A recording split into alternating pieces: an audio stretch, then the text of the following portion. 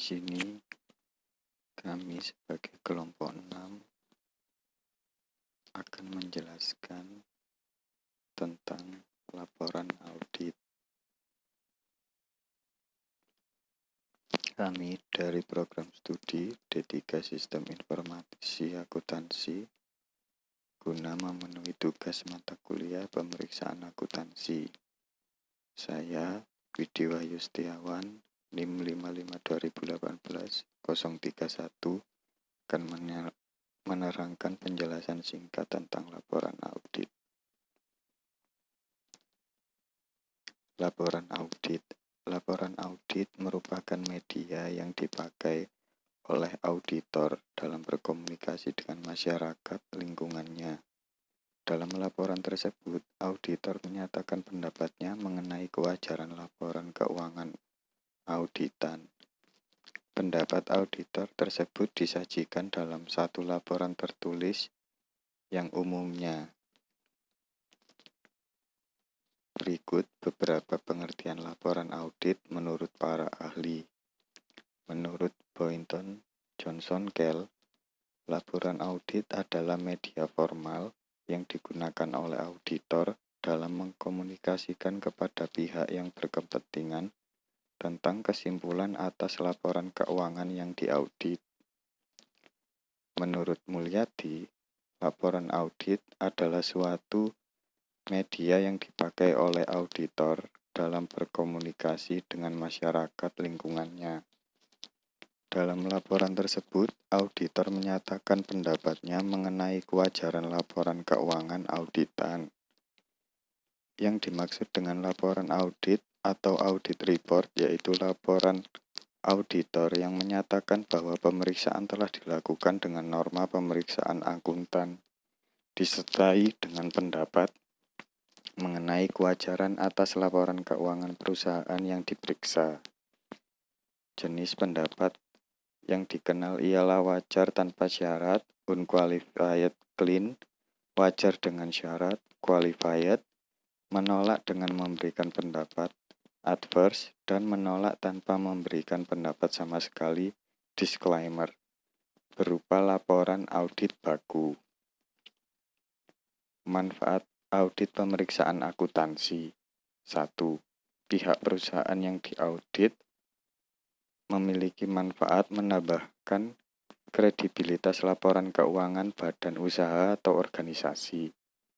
Dapat mengurangi kecurangan di kalangan manajemen dan para karyawan perusahaan. Dapat memberikan dasar yang lebih dipercaya untuk menyimpan surat pemberitahuan pajak dan laporan keuangan yang harus diserahkan kepada pemerintah, sehingga mengurangi audit pemerintah. Dapat membuka pintu masuknya sumber-sumber pembiayaan dari luar atau investor. 2.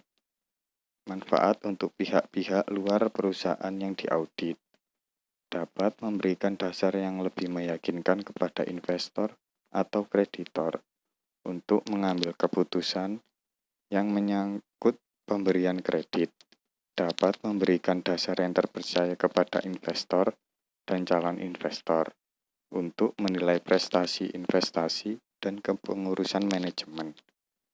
Dapat memberikan dasar yang lebih meyakinkan kepada para pelanggan atau klien untuk menilai profitabilitas atau rentabilitas perusahaan, efisiensi operasionalnya, dan keadaan keuangannya. 3.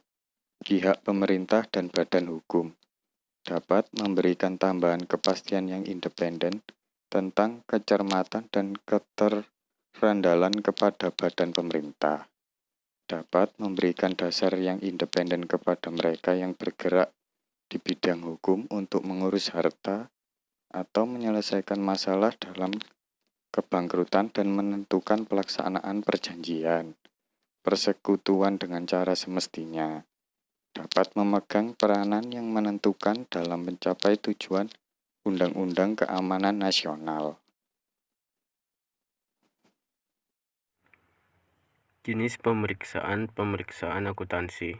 1. ditinjau dari luasnya pemeriksaan audit dibedakan menjadi general audit atau pemeriksaan umum. Adalah suatu pemeriksaan umum atas laporan keuangan yang dilakukan oleh KAP independen dengan tujuan untuk bisa memberikan pendapat mengenai kewajaran laporan keuangan secara keseluruhan. Special audit atau pemeriksaan khusus adalah suatu pemeriksaan terbatas yang dilakukan oleh KAP independen, dan pada akhir pemeriksaan auditor tidak perlu memberikan pendapat mengenai kewajaran laporan keuangan. Pendapat yang diberikan terbatas pada pos atau masalah tertentu yang diperiksa. Misalnya, KAP diminta memeriksa apakah terdapat kecurangan terhadap penagihan piutang usaha perusahaan. Pada akhir audit dalam general audit terdiri dari 1. Lembaran opini, tanggung jawab akuntan publik, atau dalam bentuk pendapat terhadap kewajaran laporan keuangan. 2. Laporan keuangan, atau merupakan tanggung jawab manajemen. 1. Neraca. 2. Laporan laba rugi. 3. Laporan perubahan ekuitas. 4. Laporan arus kas. 5. Catatan atas laporan keuangan atau latar belakang perusahaan, kebijakan akuntansi, penjelasan pos neraca dan laba rugi. 2. Ditinjau dari jenis pemeriksaannya, audit dibedakan menjadi 1. Manajemen audit atau operational audit adalah pemeriksaan terhadap kegiatan operasi suatu perusahaan untuk mengetahui apakah kegiatan operasi tersebut sudah dilakukan secara efektif, efisien, dan ekonomis. Compliance audit, pemeriksaan ketaatan, adalah suatu pemeriksaan yang dilakukan untuk mengetahui apakah perusahaan sudah menaati peraturan-peraturan dan kebijakan-kebijakan yang berlaku, baik yang ditetapkan oleh pihak intern perusahaan atau manajemen, dewan komisaris, maupun pihak eksternal, pemerintah, BPPAM, BI, Dirjen Pajak, dan lain-lain.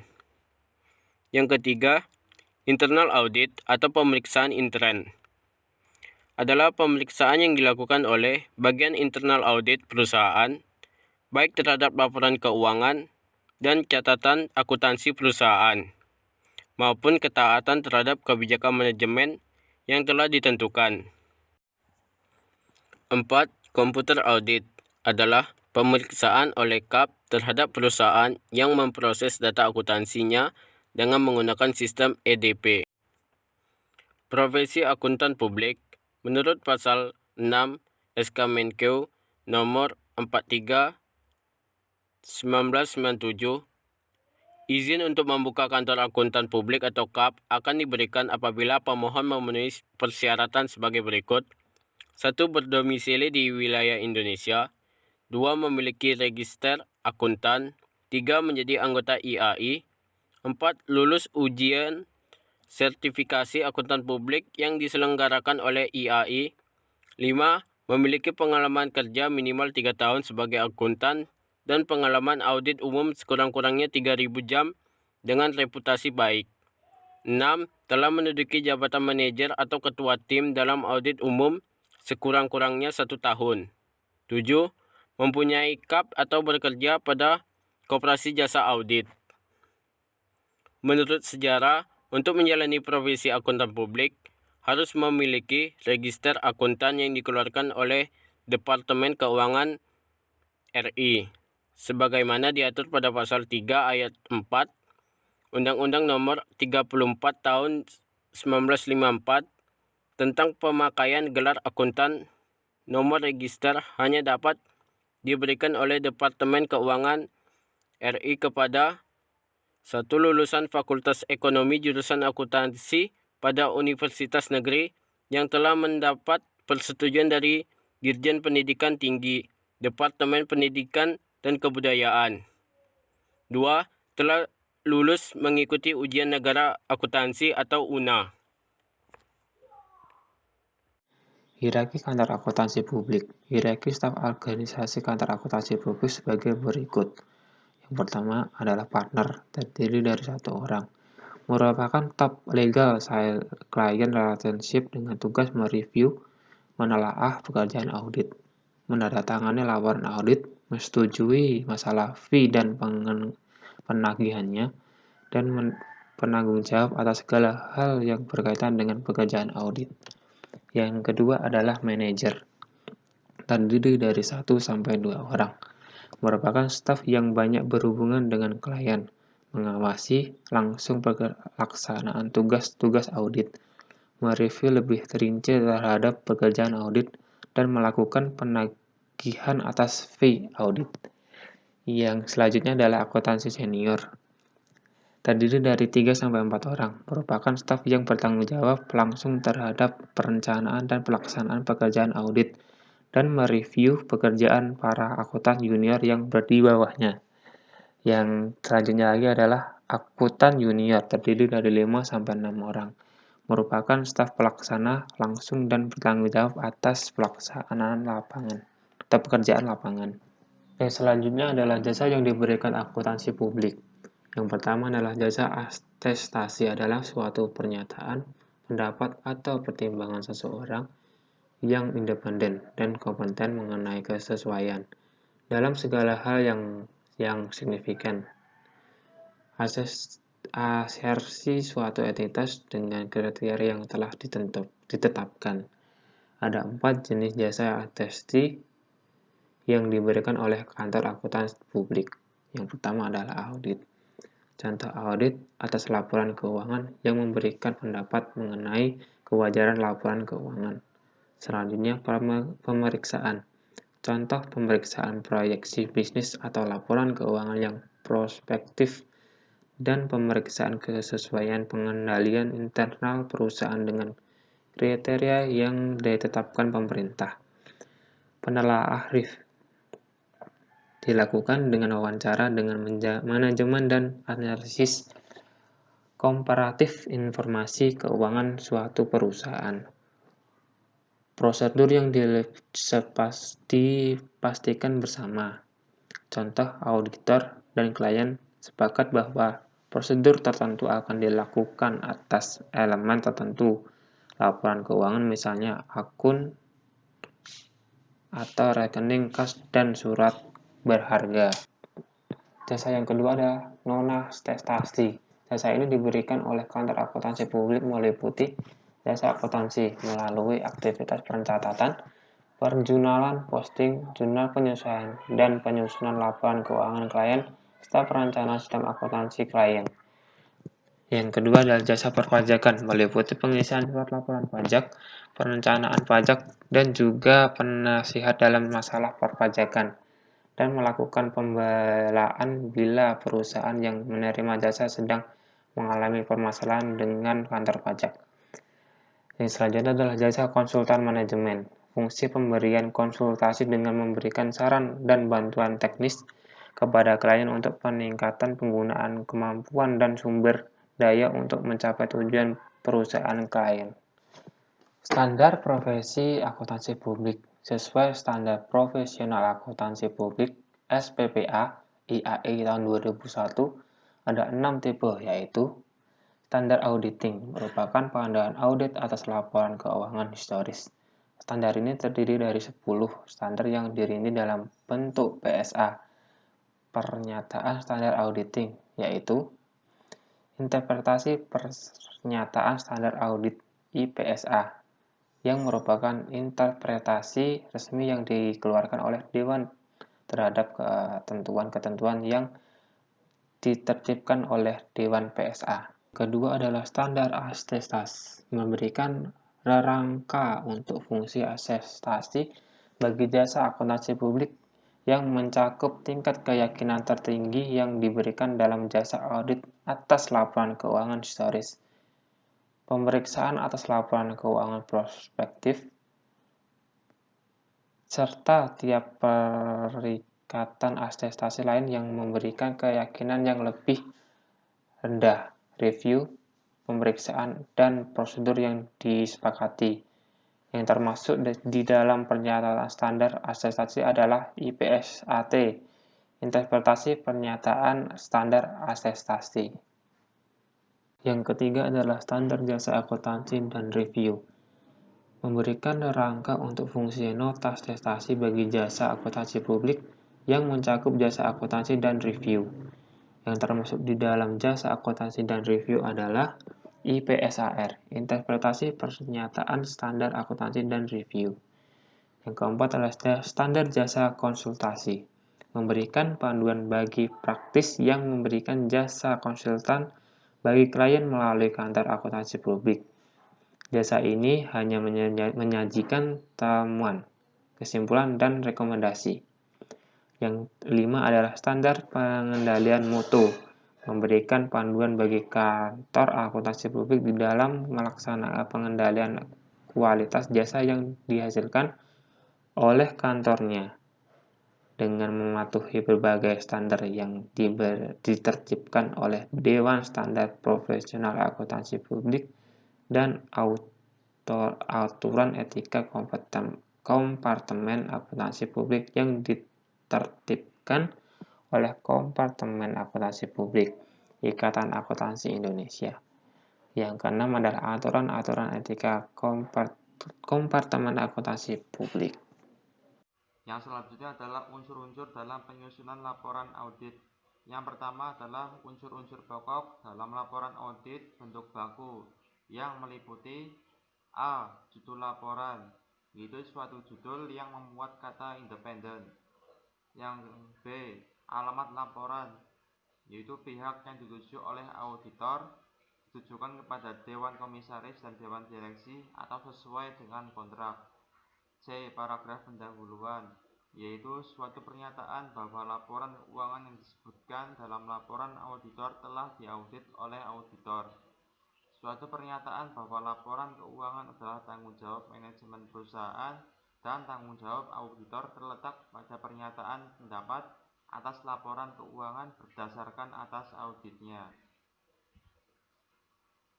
Yang D.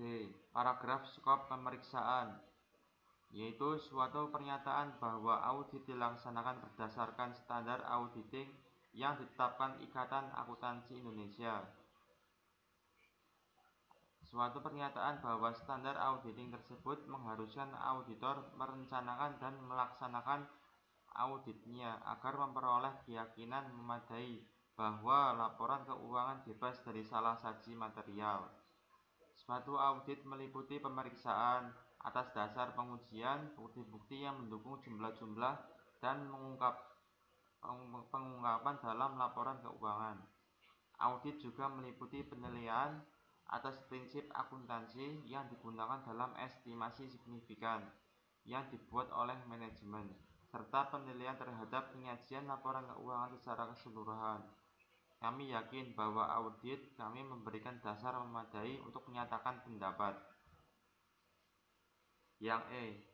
Paragraf pendapat dari akuntan atau auditor, yaitu suatu pendapat mengenai apakah laporan keuangan menyajikan secara wajar dalam semua hal yang material, posisi keuangan perusahaan pada tanggal neraca dan hasil usaha dan arus kas untuk periode yang berakhir pada tanggal tersebut sesuai dengan prinsip akuntansi yang berlaku umum di Indonesia. Kita lanjut yang kedua. Sedangkan format umum dalam menyusun laporan audit disyaratkan seperti di bawah ini. Yaitu A. Ada halaman sampul, yaitu halaman sampul yang menampilkan nama departemen, judul audit, jumlah audit, dan tanggal audit yang sebaiknya ada di setiap laporan. Laporan yang panjang mungkin memiliki indeks. B. Sampul surat, yaitu surat sebaiknya ditulis dan ditandatangani oleh direksi atau rekan yang dibuat laporan audit bagian. Jadikan sesingkat mungkin. Yang C adalah pendahuluan, mengurangi jenis perjanjian, jadwal reguler, permintaan khusus, dan lain-lain, dan wewenang audit atau agenda permintaan khusus dan lain-lain, nama organisasi dan kegiatan yang akan diaudit, dan memberikan informasi latar belakang yang diperlukan. Ini meliputi sifat dan tujuan, isi, atau nilai, kegiatan lokasi, staf, dan lain-lain. Yang selanjutnya adalah D. Pernyataan tujuan. Tujuan audit dinyatakan dalam laporan dan laporan yang sama ditampilkan dalam program audit terperinci. Yang E. Pernyataan ruang lingkup. Bagian ini sebaiknya menguraikan kerja audit mendalam dan cakupannya untuk memenuhi tujuan audit. Ini akan berisi tanggal kalender untuk pengujian pekerjaan dan tanggal evaluasi kontrol internal. F. Pernyataan metodologi. Pernyataan secara metodologi sebaiknya dijelaskan secara jelas pengumpulan bukti dan teknik analisis yang digunakan untuk memenuhi tujuan audit. Yang G. Pernyataan standar audit. Laporan sebaiknya memuat suatu pernyataan bahwa audit yang dilakukan sesuai dengan standar dan pengungkapan kapan standar yang berlaku tidak diikuti. Yang selanjutnya adalah kesimpulan audit. Auditor harus memasukkan dalam tujuan audit dinyatakan yang mana terdapat dalam laporan. Auditor harus memasukkan negatif dan afirmatif tujuan. Yang selanjutnya adalah temuan dan rekomendasi. Tiap rekomendasi harus didukung dengan serangkaian fakta yang membentuk temuan audit. Berikut ini adalah unsur-unsur suatu temuan. Yang pertama adalah fakta, kriteria, dan yang terakhir efek. Ini juga dikenal sebagai risiko, atau baik aktual ataupun potensial. Menggambarkan atau menunjukkan efek pada kondisi, risiko mungkin tidak akurat, tidak efisien, kerugian aset.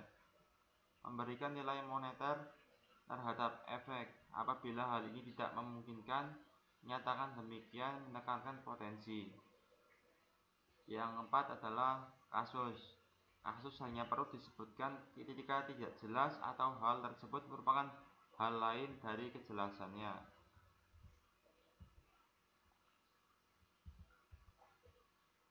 Yang kelima adalah rekomendasi. Ditetapkan secara sederhana, bahasa belum spesifik. Perbaikan manajemen dapat mengikuti untuk memeriksa kondisi secara efektif. Dalam beberapa bagian tindakan, sejumlah solusi langkah demi langkah untuk membantu menyelesaikan rekomendasi menjadi pemahaman proses yang mudah dimengerti. Menekankan solusi lain dari penyajian tersebut yang dapat diterima apabila hal tersebut mengurangi kondisi yang dinyatakan dalam temuan. Yang selanjutnya adalah C. Tanggapan audit. Semua rekomendasi akan diikuti dengan tanggapan audit. Yang K. Komentar auditor, yaitu komentar-komentar ini digunakan sebagai mana diperlukan untuk mengevaluasi kualitas dari tanggapan tertulis audit. Yang L. Komentar umum, yaitu bagian ini diadakan untuk poin kepentingan yang besarnya lebih rendah dari temuan, namun kepentingan untuk manajemen. Berikut adalah daftar pustaka, yaitu sumber-sumber yaitu dari sini.